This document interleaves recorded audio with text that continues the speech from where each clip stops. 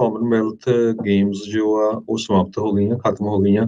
Birmingham UK ਦੇ ਵਿੱਚ ਤੇ ਉਸ ਦੇ ਵਿੱਚ ਬਹੁਤ ਵੱਡੀ ਗਿਣਤੀ 'ਚ ਪਲੇਅਰਾਂ ਨੇ ਹਿੱਸਾ ਲਿਆ ਸੀ। 4500 ਦੇ ਕਰੀਬ ਐਥਲੀਟਸ ਪੂਰੇ ਦੁਨੀਆ ਤੋਂ 72 ਮੁਲਕਾਂ ਤੋਂ ਤੇ 11 ਦਿਨ ਇਹ ਗੇਮਸ ਚੱਲੀਆਂ। ਜਦੋਂ ਗੇਮਸ ਦੀ ਸਮਾਪਤੀ ਸੀ, ਜਦੋਂ ਸਨਮਾਨ ਹੋਣੇ ਸੀ, ਉਸ ਟਾਈਮ ਦੇ ਉੱਤੇ ਸਿੱਧੂ ਮੂਸੇਵਾਲੇ ਦਾ ਜੋ ਗਾਣਾ ਆ 295 ਉਹ ਲਾਇਆ ਗਿਆ। ਇਹ ਯੂਕੇ ਦੀ ਜੋ ਮੈਂਬਰ ਪਾਰਲੀਮੈਂਟ ਆ ਪ੍ਰੀਤ ਗਿੱਲ, ਉਸਨੇ ਜੋ ਵੀਡੀਓ ਆ ਉਹ ਟਵਿੱਟਰ ਦੇ ਉੱਤੇ ਸ਼ੇਅਰ ਵੀ ਕੀਤੀ। ਸੋ ਉਹਨਾਂ ਨੇ ਇਹ ਵੀ ਕਿਹਾ ਵੀ ਇਸ ਤਰ੍ਹਾਂ ਉਸ ਨੂੰ ਜਿਹੜਾ ਯਾਦ ਕੀਤਾ ਗਿਆ ਸਿੱਧੂ ਮੂਸੇਵਾਲੇ ਨੂੰ, ਤੇ ਬਹੁਤ ਵਧੀਆ ਗੱਲ ਹੈਗੀ ਆ। ਸੋ ਦੇਖੋ ਵੀ ਐਡਾ ਤਕੜਾ ਨੌਜਵਾਨ ਸੀ, ਸੁਪਰਸਟਾਰ, ਜੋ ਆਪਾਂ ਪੰਜਾਬੀਆਂ ਨੇ ਆਪਣੇ ਕੋਲੋਂ ਖੋਹ ਲਿਆ ਹੈ। ਜੀ ਜੀ ਬਿਲਕੁਲ, ਬਹੁਤ ਮੰਦਭਾਗੀ ਉਹ ਘਟਨਾ ਸੀਗੀ। ਪਰ ਇਸ ਟਾਈਮ ਦੇਖੋ ਜੀ, ਤੂਤੀ ਬੋਲਦੀ ਹੈ, ਜਿੱਦਾਂ ਕਹਿੰਦੇ ਆ ਵੀ ਕੁਛ ਉਹਦੇ 'ਚ ਸੀਗਾ, ਤੇ ਤਾਂ ਹੀ ਲੋਕ ਅਜੇ ਵੀ ਉਸ ਦੇ ਜਾਣ ਉਪਰੰਤ ਉਸਨੂੰ ਯਾਦ ਜਿਹੜਾ ਆ ਉਹ ਕਰਦੇ ਨੇ। ਤੇ ਚਲੋ ਉਮੀਦ ਕਰਦੇ ਹਾਂ ਵੀ ਭਾਈ ਆਉਣ ਵਾਲੇ ਸਮੇਂ 'ਚ ਵੀ ਇੱਦਾਂ ਦੇ ਜਿਹੜੇ ਹੋਰ ਕਲਾਕਾਰ ਜਿਹੜੇ ਹੋਣ, ਜਿਹੜੇ ਦੁਨੀਆ ਭਰ ਦੇ ਵਿੱਚ ਪੰਜਾਬੀਆਂ ਦਾ ਨਾਮ ਜਿਹੜਾ ਉਹ ਰੋਸ਼ਨ ਵੀ ਕਰਨ। ਕਾਮਨਵੈਲਥ ਗੇਮਸ ਜੋ ਆ ਉਹ ਸਮਾਪਤ ਹੋ ਗਈਆਂ, ਖਤਮ ਹੋ ਗਈਆਂ। ਬਰਮਿੰਘਮ ਯੂਕੇ ਦੇ ਵਿੱਚ ਤੇ ਉਸ ਦੇ ਵਿੱਚ ਬਹੁਤ ਵੱਡੀ ਗਿਣਤੀ 'ਚ ਪਲੇਅਰਾਂ ਨੇ ਹਿੱਸਾ ਲਿਆ ਸੀ। 4500 ਦੇ ਕਰੀਬ ਐਥਲੀਟਸ ਪੂਰੇ ਦੁਨੀਆ ਤੋਂ 72 ਮੁਲਕਾਂ ਤੋਂ ਤੇ 11 ਦਿਨ ਇਹ ਗੇਮਸ ਚੱਲੀਆਂ।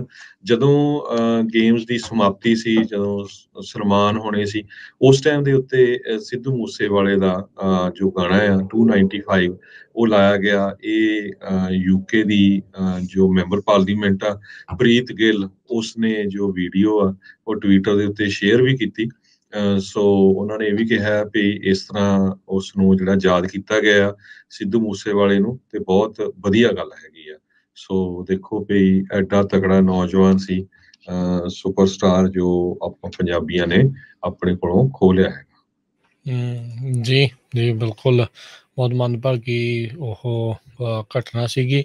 ਪਰ ਇਸ ਟਾਈਮ ਦੇਖੋ ਜੀ, ਤੂਤੀ ਬੋਲਦੀ ਹੈ, ਜਿੱਦਾਂ ਕਹਿੰਦੇ ਆ ਵੀ ਕੁਛ ਉਹਦੇ 'ਚ ਸੀਗਾ, ਤੇ ਤਾਂ ਹੀ ਲੋਕ ਅਜੇ ਵੀ ਉਸ ਦੇ ਜਾਣ ਉਪਰੰਤ ਉਸਨੂੰ ਯਾਦ ਜਿਹੜਾ ਆ ਉਹ ਕਰਦੇ ਨੇ।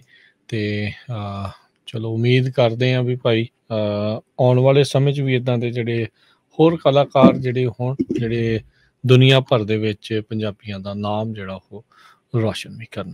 ਕਾਮਨਵੈਲਥ ਗੇਮਸ ਜੋ ਆ ਉਹ ਸਮਾਪਤ ਹੋ ਗਈਆਂ, ਖਤਮ ਹੋ ਗਈਆਂ।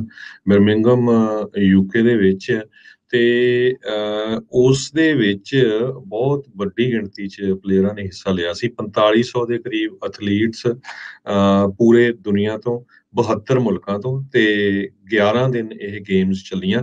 ਜਦੋਂ ਗੇਮਸ ਦੀ ਸਮਾਪਤੀ ਸੀ, ਜਦੋਂ ਸਨਮਾਨ ਹੋਣੇ ਸੀ, ਉਸ ਟਾਈਮ ਦੇ ਉੱਤੇ ਸਿੱਧੂ ਮੂਸੇਵਾਲੇ ਦਾ ਜੋ ਗਾਣਾ ਆ 295 ਉਹ ਲਾਇਆ ਗਿਆ। ਇਹ ਯੂਕੇ ਦੀ ਜੋ ਮੈਂਬਰ ਪਾਰਲੀਮੈਂਟ ਆ ਪ੍ਰੀਤ ਗਿੱਲ, ਉਸਨੇ ਜੋ ਵੀਡੀਓ ਆ ਉਹ ਟਵਿੱਟਰ ਦੇ ਉੱਤੇ ਸ਼ੇਅਰ ਵੀ ਕੀਤੀ।